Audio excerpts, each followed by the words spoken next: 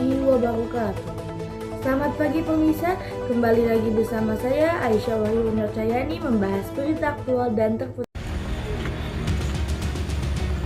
Masalahnya mau peso di Unjalan. Astagfirullahaladzim. Tarsum, pelaku pembunuhan berujung mutilasi terhadap istrinya di Kabupaten Ciamis, Jawa Barat, terekam berjalan sambil membawa benda tajam di sekitar pos ronda di dekat rumahnya. Awalnya, tetangga Tarsum tak mengira bahwa Tarsum baru saja melakukan aksi keji terhadap sang istri. Warga desa Cisontrol kemudian geger saat tahu pelaku telah membunuh dan memutilasi sang istri.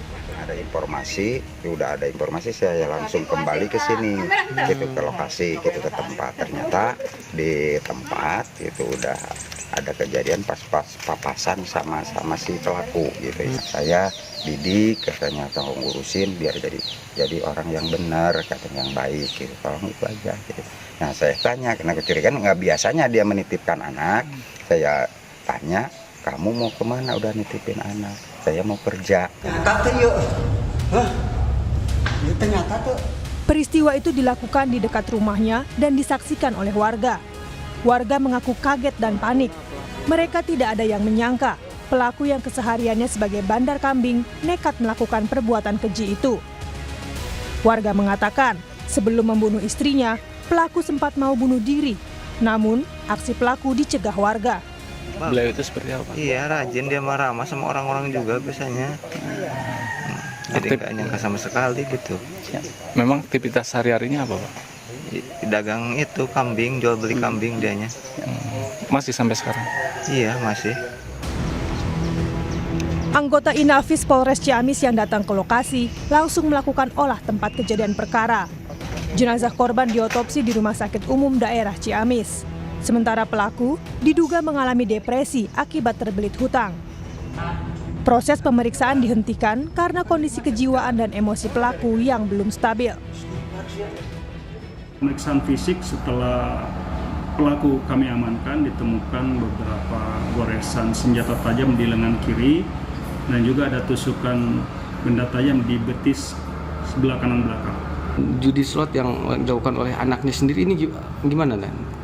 Tentunya semua informasi yang berkembang kami akan tampung dan kami akan lakukan pendalaman. Jadi untuk hal tersebut kami belum bisa berbicara terlalu jauh, tapi semua informasi kami akan dalami.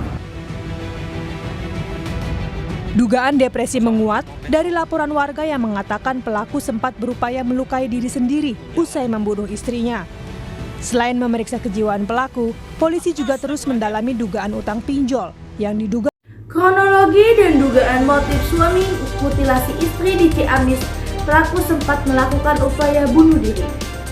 Seorang pria bernama Tarsum berusia 40 tahun di Dusun Sindang Jaya, Desa Cisontrol, Kecamatan Ranca, Kabupaten Ciamis, Jawa Barat, tega membunuh dan memutilasi istrinya yang bernama Yanti yang berusia 40 tahun pada Jumat 3 Mei 2024. Kabar pembunuhan yang disertai mutilasi itu didengar oleh ketua RT setempat yang bernama Yoyo Tarya saat ia hendak berangkat kerja.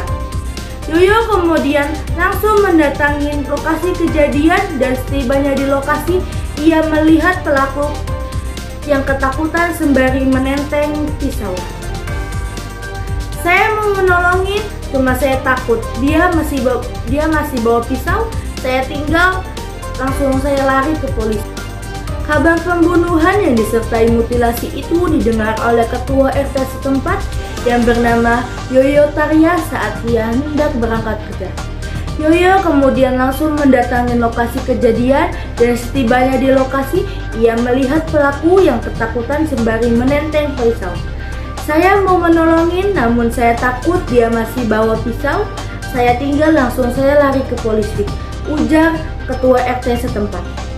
Selain itu, Yoyo mengaku ditawarin potongan tubuh korban yang saat itu sudah dimasukkan ke dalam baskom.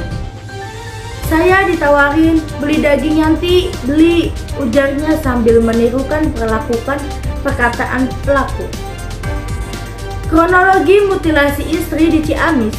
Kapolres Ciamis AKBP Akmal mengatakan kejadian pembunuhan yang disertai kronologi mutilasi istri di Ciamis.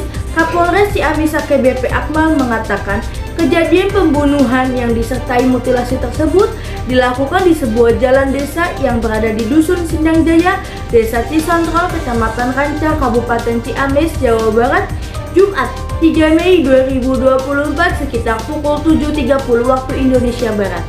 Korban diduga dibunuh dan dimutilasi saat hendak pergi ke pengajian pada Jumat pagi. Meski demikian, kepolisian belum mengetahui secara pasti berapa banyak bagian tubuh yang dimutilasi oleh pelaku. Secara teknis belum bisa kami jelaskan termutilasi menjadi berapa bagian, masih dalam penyelidikan, ucap Kapolres Ciamis. Akmal menyampaikan jenazah korban yang telah terpotong-potong tersebut dibawa ke RSUD Ciamis untuk kemudian dilakukan otopsi. Saat ini petugas telah menangkap pelaku dan mengantongi barang bukti berupa pisau yang diduga dipakai untuk memutilasi korban. Menurut dia, pelaku terlihat syok saat diamankan, kondisi kejiwaannya terlihat labil. Meskipun demikian, pihak kepolisian akan melakukan tes terkait dengan kondisi kejiwaan pelaku. Potongan tubuh. Meski demikian, pihak kepolisian akan melakukan tes terkait dengan kondisi kejiwaan pelaku. Potongan tubuh korban tergeletak di jalan dilansir dari kompas.com Sabtu 4 Mei 2024. Yoyo mengaku tak melihat langsung aksi pembunuhan dan mutilasi yang dilakukan Tarsum, akan tetapi ia mengaku mendapat laporan jika korban sempat dipukul terlebih dahulu oleh suaminya. Yoyo mengatakan pelaku memotong tubuh korban menjadi beberapa bagian, lalu menyeret potongan tubuh isinya itu. Yoyo mengatakan pelaku memotong tubuh korban menjadi beberapa bagian, lalu menyeret potongan tubuh istrinya itu dan mengumpulkannya di dekat pos ronda. Sebelum polisi datang ke TKP, potongan tubuh korban tergeletak dan sebagian potongan tubuh korban ada yang diletakkan di dalam karung. Yoyo mengungkapkan beberapa warga mengaku sempat mendengar teriakan dari korban sebelum akhirnya dibunuh oleh suaminya sendiri.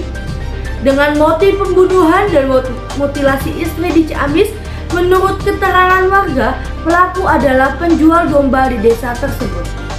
Dalam kesehariannya, pelaku tampak normal dan seringkali berbaur dengan masyarakat. Pembunuhan dan memutilasi tersebut diduga dilakukan pelaku lantaran ia mengalami depresi karena faktor ekonomi serta ada menagih utang ke rumahnya. Namun demikian, sebelum membunuh dan memutilasi istrinya, pelaku sempat berupaya untuk mengakhiri hidupnya terlebih dahulu. Dikutip dari Tribun, upaya percobaan bunuh diri pelaku dilakukan 3 hari sebelum pembunuhan terhadap istrinya, atau pada Sabtu 30 April 2024. Yoyo mengatakan pelaku sempat berupaya mengakhiri hidupnya dengan cara membenturkan kepala ke tembok.